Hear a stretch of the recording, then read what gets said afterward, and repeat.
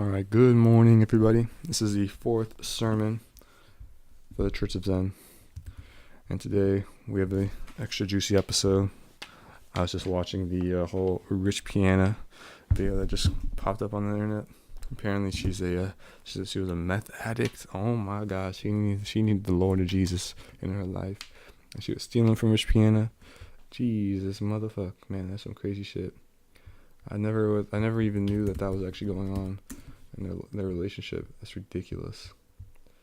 So we're gonna talk about some drugs, some spiritual shit. We have a lot of people. I think our world right now is obsessed in, I guess you could say, fantasies, like utopias. Everyone's trying to get to some utopia.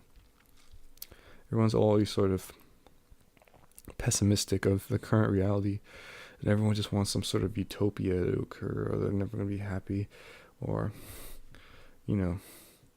everything is just always insufficient to the mind. Everything is insufficient unless it's like all or nothing. It's either all perfect or nothing's perfect. Everything is just a mess.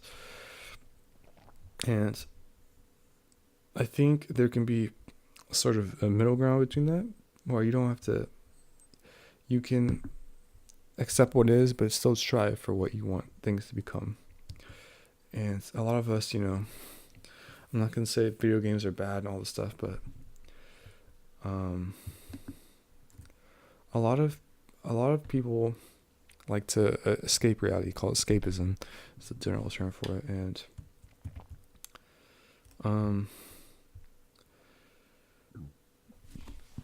there's a lot of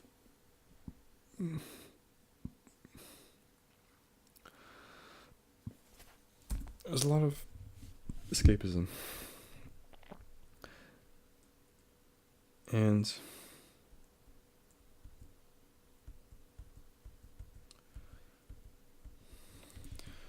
people like to just escape into these realities, but they never seem to come back from them.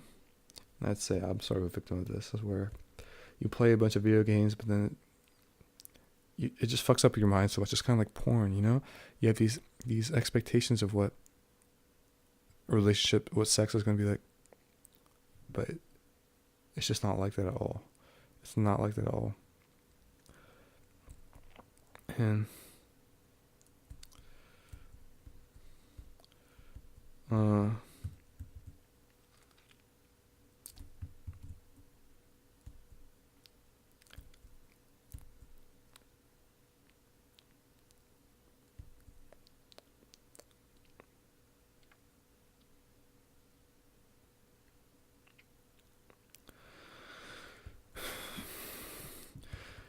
I think the only way to bridge the gap is because your mind is always going to create new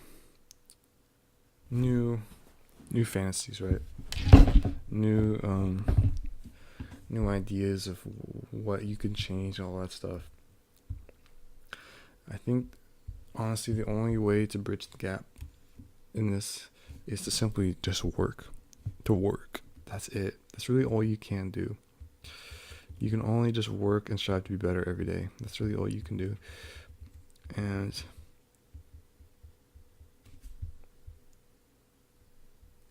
I don't think there's any alternative to that. I'm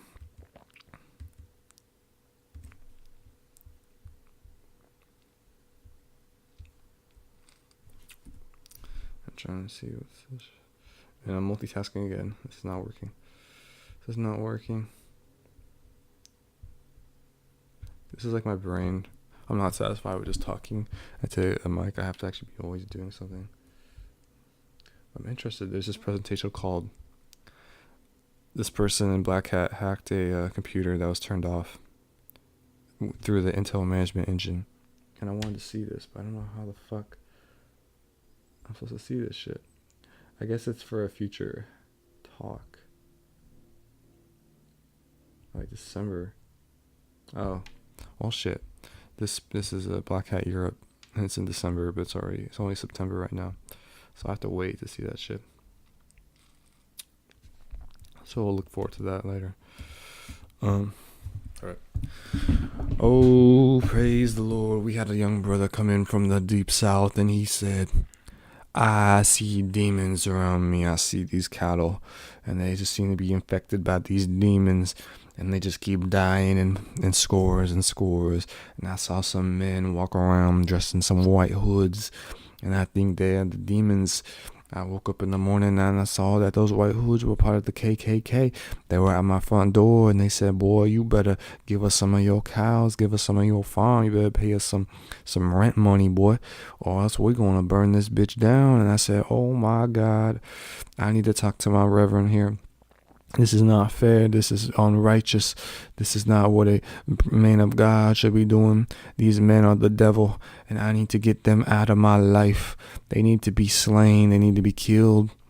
And so Brother Charles came to me one day. He said, "Man," he told me the story, and he said, "What can I do to get these KKK out of my life?" I said, "Well, you know what you can do? You know what the KKK love? Some red velvet cake." That's right, some red velvet cake. KKK blood red velvet cake. And also a little message. He brought up some of our gang members from, let's see, we brought some gang members. So, all right. So we brought a red velvet cake with a little message on there, a little scroll at the top of it. We brought over some of our Crips from the east side, Crips. Brought some of them down to the farm. They're gonna patrol the area. These guys got AKs. They got Dracos. They got everything they need to defend the area. We said, we use this cake as an offering, a warning. It's a delicious cake. That's a fucking delicious cake.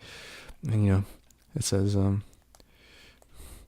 "Please know that if you mess with this man's farm, you are gonna mess with the 100 Crips that are now deployed on the area, and they will fuck you up. Also, we have the church. You are on watch by the Church of Xen, and if you fuck up, we're gonna fuck you up. It's that simple. If you want a war, we could start a war, but you don't fuck with this man's farm anymore." Very eloquent, very poetic. You know, it works. Sometimes you gotta have a little violence in your actions to dissuade others from doing violence.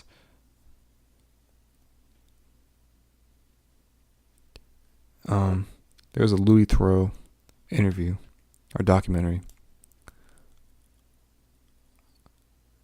about Johannesburg, and there's a lot of police. The police don't really do anything. They get bribed a lot, so they have these private police forces where they'll capture people, but they'll beat the shit out of them, and then they'll turn them in or do whatever they need to do. They might kill them, might burn them. They might fucking kill people too. But this way, like, you don't mess with the private police over there. They will fucking kill you. And Louis Theroux brought up this point. It's like, does it really help to quell violence with more violence? Because then it just makes more. Let's say you kill somebody, then the whole community is gonna be pissed off. The family will be angry.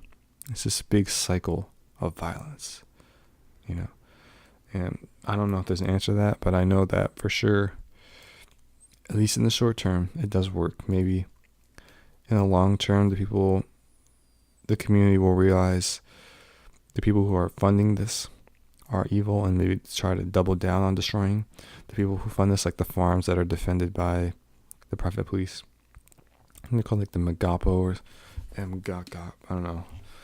I'm not quite sure what their name was, but it's this black dude. He broke this dude's leg with a golf club. He's about to burn him alive.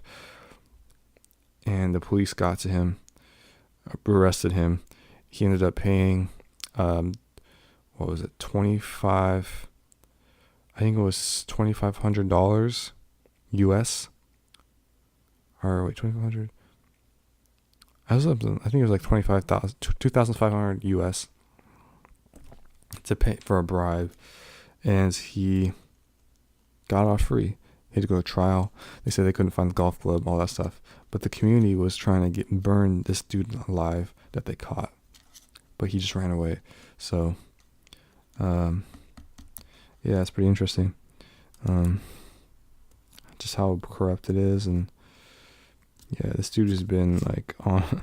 Man, I think the whole community knows that this motherfucker's doing this shit all the time. So, yeah.